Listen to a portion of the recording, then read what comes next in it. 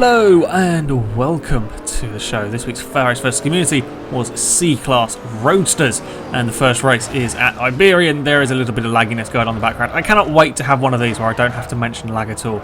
Roll on Forza 5. Anyway, Iberian is always likely to be a tricky circuit, as it is a fairly small, fairly narrow, very fast and very difficult to overtake. And when I say fast, that's kind of relative to the cars that we're driving. Yes, admittedly, it is a short track and you don't get up to such high speeds, but then we are driving C-Class cars that are designed for cornering, so they don't get up to that higher speeds anyway. So, yeah, all things relative, Iberian is a fairly fast circuit. However, the advantage of running these low-class, low-PI cars around here is you get some fantastic racing. That's a brilliant overtake from the Monster Energy MX-5 there. In the background as well, Jag does a very similar manoeuvre. You can't do that in higher PI cars. You just can't. You just don't have the levels of grip, and they're too fast to try and go around the outside of somebody at the quadruple apex right-hander. Both of them two overtakes are very impressive, and one of them has overtake of the evening in the opening minute of this video, and I'm not sure which one. Both are equally impressive, but yes, there we go. Yeah, I really quite like the Iberian circuit. I was fortunate, I started on pole. The grids for all of these races are completely random, so where you start, I don't know how the game decides, it's just random draw, and I got lucky and started on pole, so I'm pretty much gone in the distance. But there is a lot of fantastically close racing, kind of further back. That's why I love C-Class and B-Class cars. I don't like the higher PI stuff. You don't get you just don't get as close a racing as you do in this. There's some more chaos going on as we come through Diabolica. Yeah, it's always going to be busy here. There is always going to be a bit of paint swapping around this track. It is not a very long track. You're looking at around 1 minute lap times in these cars. So yeah, things are always likely to be busy in the early stages of the race. I think this is another couple of laps in, and there was big battles going on everywhere. I mean, this one, and these guys are all battling over, I think it's sort of 8th backwards. A few cars were broken at the start, but it's one of the downsides really when trying to fit 16 people in a lobby anywhere. There is a little bit of lag, and of course it only takes one person to have an issue. When you have 16 cars, one person has an issue, takes out somebody that takes out somebody else, and we've got another overtake trying to go all the way around the outside. Didn't quite get this one done. He tried it in the background. There's a very big lunge from what's that? That looks like the 787B Mazda, just painted on MX-5. Yeah, you can do sort of lunges like that, and because these cars got so much grip, so much downforce, or some of them do anyways, you can see in front the Mazda's got a big wing, they've got such fantastic brakes, you can do lunges like that, and they're actually kind of possible to pull off. Of course, that is if everybody is paying attention. The BMW is making his way back up. There was a good variety of cars as well in this one. I was really pleased. Initially, the idea for this versus the community was just going to be MX-5s, to have like a little MX-5 championship. I thought I'd open it up to some of the other ones. Unfortunately, Forza is a little bit funny with what's it classed as a roadsters. Like the MR2s don't count. I don't know. But yeah, I was expecting there to be tons and tons of MX-5s, and there was quite a few. But even in this shot, you know, there's a BMW, there's a Jag. I believe there is a Triumph as well somewhere in here, maybe, I'm not sure. But there was a good variety. It wasn't just a million MX-5s and maybe 2 old sports cars, which is what I was hoping to see. Anyway, I don't know quite what goes on there. It's a strange sort of laggy slide. This MX-5 Superlight hasn't been having the best of times and has ended up losing a few places on that lap. This is back towards the front now. I believe this is for 2nd and 3rd. The Jags, I think, were probably the ideal car for this track. The MX-5s, if you put all the handling upgrades in them, which is normally what you do when you build a racing car, it's just what understeer is a little bit wide, you don't have very much power. I don't think you have any really at all sort of PI left to put any engine parts in. And the same really goes for the Jags. However, the Jags have more power to start with and weigh about the same as the Mazdas. So the Jags just have that little bit of straight line speed advantage. Now, Iberian isn't a big track. You know, you don't get up to very high speeds. However, you do need a fair bit of straight line speed to really be competitive here. There's some back markers or some broken cars cause a few issues. That's always another thing on a really short track like this. If there is a bit of an incident at the start, you can end up with kind of people being lapped very early on, and that catches some people out. As we see here, this MX-5 Superlight has been caught out a little bit, and the other guy, the Monster, almost made the most of it. It was pretty damn close between them. But yeah, there's something else you've got to be wary of here, is that kind of thing can happen. There was still an almighty battle going on further back. These are with a couple of the older generations of the MX-5, and it was interesting to see how people had built up their cars very differently. A C-Class, you don't have a huge amount of room for upgrades. Even if you start an F-Class, and once you put race tyres on, you don't really have a huge amount of other stuff you can do with it. But yeah, it's fairly noticeable with these MX-5s how people have tuned them. You'll see here, the police Mazda is a little bit less controllable. I guess it's got less racing parts, maybe it's not running racing tyres, maybe it's only got sport or something. However, it has the straight line speed, and that is kind of important here, although you still need to be able to keep the car on the track. This is back towards the front now, and this is getting towards the closing stages of the first race. And the MX-5 Superlight is still battling away with the Monster Energy one. He nearly had a lunge there into the final corner again. You'll see what I mean about the straight line speed here. It is quite significant. You don't think about it necessarily when you think of building a car for Iberian. I love this track. When I build a car, I test it here. Because I think this is a fantastic track for testing cars, because there's a lot of high, medium speed corners. As you can see, if you have that little bit of straight line speed advantage, it's so much easier, providing you can keep your car on the road through the corners. Just being able to get past them, or being able to get up the inside of them into the first corner, because there really isn't a huge amount of overtaking spots anywhere else, at least not kind of normal ones. You can do something brave and spectacular, and that does work sometimes, as you've seen here. But the best overtaking spot here is the first corner, and if you have that extra bit of straight line speed, it is quite useful. As for me, I'd had a very boring race, really. I started on pole, or it might have been second. I started on the front row either way, and pretty much drove away from everybody. This Jag is fantastic. I was really surprised. I built a few cars up for this. I was really surprised by how good this Jag is. It's kind of a good combination of straight line speed and handling. Ideally, it would be a little bit faster, but you can't have everything. One problem is that it does have a habit of going up on two wheels. That's on the final lap. So I have rolled it around here. I didn't during the race. In one of my practice sessions, I have managed to roll it at the quadruple apex right-hander. Never done that with any other car, and that's the thing you get when you're running such small, lightweight sports cars with race tyres, roll cage, anti-roll bars, race suspension. Put all that together, they are rather prone to rolling. However, nobody had any rolls in the first race, and it was a Jag 1-2 as well. Somebody else, a guy in second, was also running a Jag. He did pretty well. I think he came from like last on the grid or something. So the Jags were pretty dominant at Iberian. Race number 2 goes to Hockenheim, and there was another laggy incident at the start. It's so annoying. Again, it was just one car that had an issue, lagged back into somebody, and caused a humongous pile-up. Anyway, back towards the actual action. This time I had started midfield, but by the second corner I had made my way up to third. This time there was again another really good variety of cars in here. There was not that many MX-5s in this one. As you can see behind me, there's in front there's a Healy Sprite, a Corvette. Behind me is a California. There's another Sprite. I can't even see. I think there's an Alpha in there as well. Yeah, there's a really good variety of cars. I was really pleased to see that. The California was one of the cars that I was worried about actually. What did we run? We ran lightweight B-class cars, and the Californias were absolutely dominant in there because they can have that combination of speed and handling, which was something that was kind of a concern when it came to this. They don't have, it's C-Class, they're not quite as dominant. They don't quite have, well, you have to pick, do you either go for handling or do you go for straight line speed, which means that overall they're not quite as good, and they're a little bit trickier to build because, yeah, you just don't have the same number of parts, although it is still a very fast car in a straight line when you're racing against all of these things. I was trying to find my way past the Corvette. The Jag is a very, very good handling car, just doesn't quite have the straight line speed of that Corvette. The Corvette then goes and punts the Healy Sprite off the road. It's now facing the wrong way. Bit of terrible driving going on there, and I'm still trying to find a way. There's another frog-eyed car in the background. They always make me laugh seeing them, but like when they're behind you, they are so tiny. I mean, this Jag is a fairly small car when you compare it to a normal vehicle. The Corvette actually is pretty small as well, but you compare that to the Healy, that thing is literally a go-kart. I was tempted to choose one. I didn't think they were going to have enough power to really be any good in a straight line. I was really surprised. The one that's behind me at the moment is probably faster than the Jag in a straight line. The 250 is a little bit quicker than the Healy, but yeah, that thing is immensely fast in a straight line. It's probably because it just weighs absolutely nothing. Those things are really rather lightweight. I'm still trying to find a way past this Corvette. Proving a little bit difficult. Eventually I managed to get a better run out of the corner.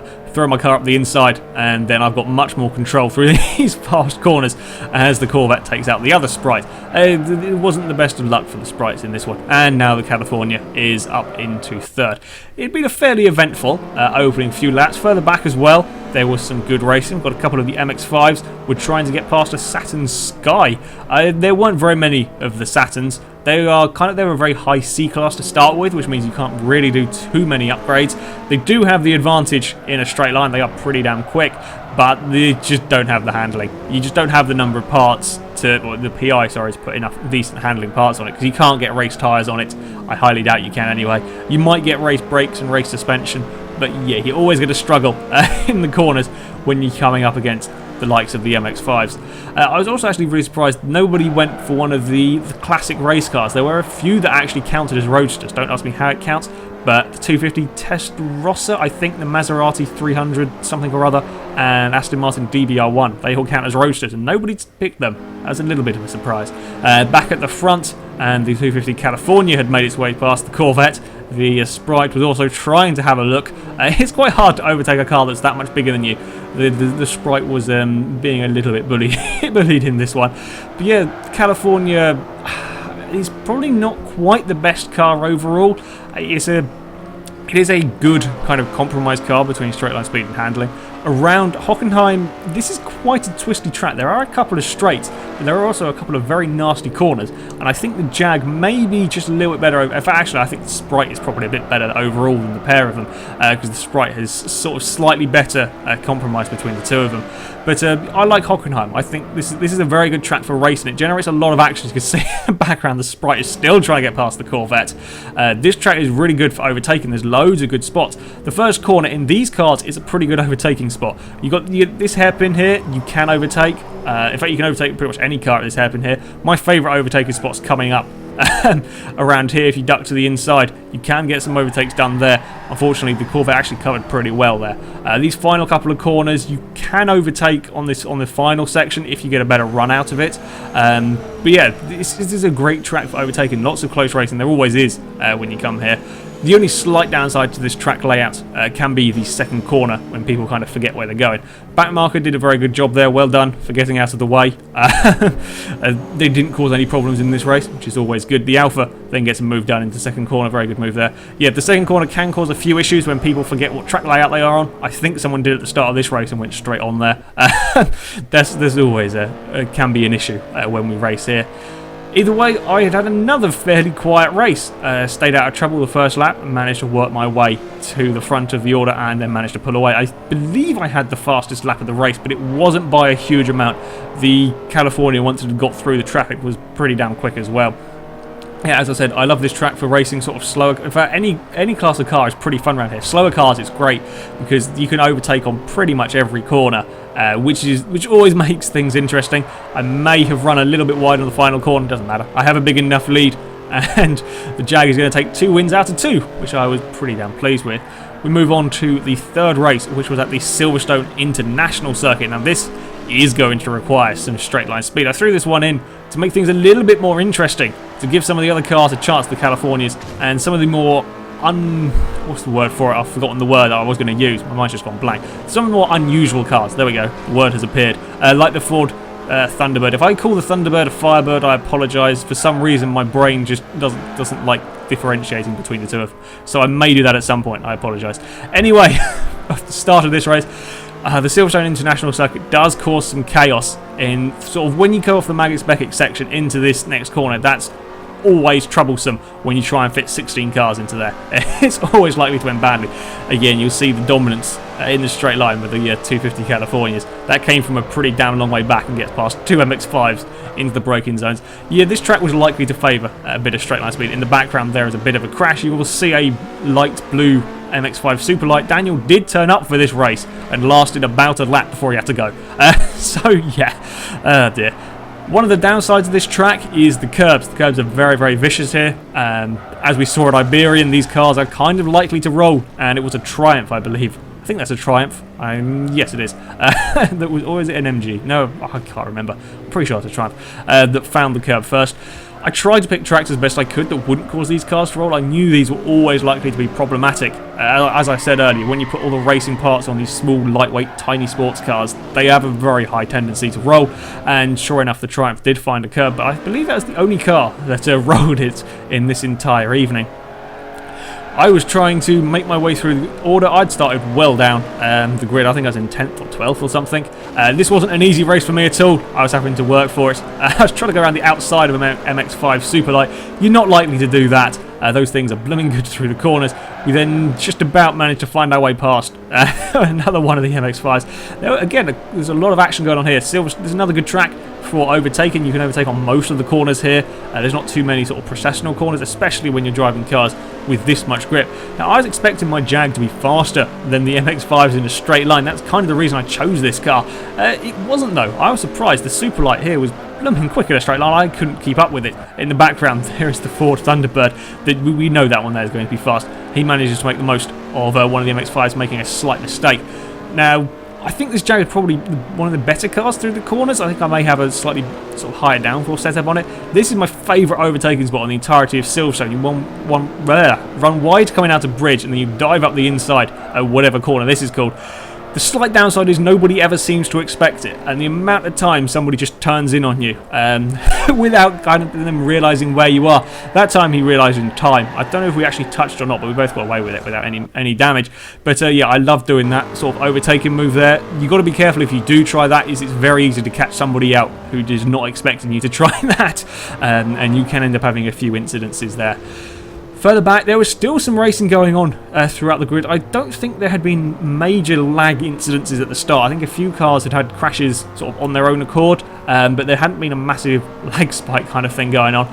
Again, the Mazdas, or some of the Mazdas, were putting up a fairly good fight in a straight line. I thought they were going to be struggling, although again, it does depend on how you build them. This BMW certainly wasn't able to get past him in a straight line. However, under braking, BMW is on the inside, manages to get the move done. The MX-5 gives it a go, tries to kind of do a cutback, but it doesn't quite have the acceleration, and then tips a wheel on the grass, which isn't going to help things, then so he has lost a place.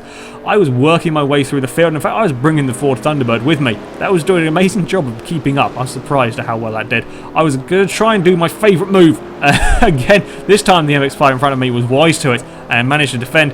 However, then you can just do a simple cutback. He outbraked himself a little bit, and then I was up to 4th. The Jag is a good car for this track. Again, I'm on 2 wheels already. For some reason, this only affected a handful of the cars. I thought all of the cars were going to struggle with this, but the Jag, the Triumph, were the main ones that were having issues with the curbs. I thought the MX-5s were going to have problems as well because they're so light, but none of them were managing to get it onto 2 wheels. The Thunderbird was also trying to make his way through the field. Of course, this is always going to be a little bit trickier for him to get past MX-5s that are very, very good handling. Also, not quite sure how the Thunderbird counts as a roadster, but fair enough. There's always somebody who's going to pick the interesting cars. And then again, you've got the straight line speed. This is probably the fastest car in a straight, or at least it's up there with the Californias in a straight line. Of course, it isn't as good through the corners, but so yeah, it's always going to struggle over the course of a lap. Still, he was putting up a good fight and was keeping up with a couple of the MX-5s. You can have a look, and one of them's gone off wide. That always helps. It always helps when your competitor falls off the road. That's the easiest way to get past somebody. There's a bit of that going on here. Kind of the problem is I try and tell people what tracks are going to be on, but I can never quite tell you which race you're going to be in. So people end up practicing on the wrong track, and it's kind of hard going into a race having never driven any laps of any of the tracks. At the front, and things had been relatively close, but not particularly exciting. There hadn't been lots of overtaking, lots of swapping in places. The yellow California is catching the leader. The leader started on pole or started in second. I can never remember which side of the grid first is here. I had managed to drive away from the field like I've been doing in the previous 2 races. This yellow California had come from quite a far way down in the order and made his way up into second, and was being followed by the Sprites, but of course they weren't quite close enough. The Sprite was better through the corners and kind of catch up through the corners, but then as soon as they got to the straight, the California would pull away. Both of them were catching up to the leader, but this is the final lap, and while they got close, they have made up quite a big distance, and the outcome was fairly certain. Although, as they come around these final few corners, things get incredibly close between all of them. Yeah, the Californias really were the cars to have here, I believe. The Sprite actually had the fastest lap of the race. I was really surprised by that. Yeah, I personally, if I was building a car solely for Silverstone, I would have gone for one of the Californias. They do have the straight line speed, as you can see as they come out the final corner. In the background, the Sprite is trying to find its way past, just doesn't quite have the straight line speed. Interestingly, my Jag was only 0.1 of a second off the fastest lap. The Californias were doing fairly similar times as well, so it was all fairly close there. So that is it for today's video. It was some very close racing, as I expected really. When you pick them sort of cars, there's always going to be close racing because they're not particularly fast. It doesn't take massive levels of driver skill to be able to race them well, race them cleanly, because they just have so much grip, such good brakes. So yeah, they were really good fun to drive, and there was a lot of good racing in there.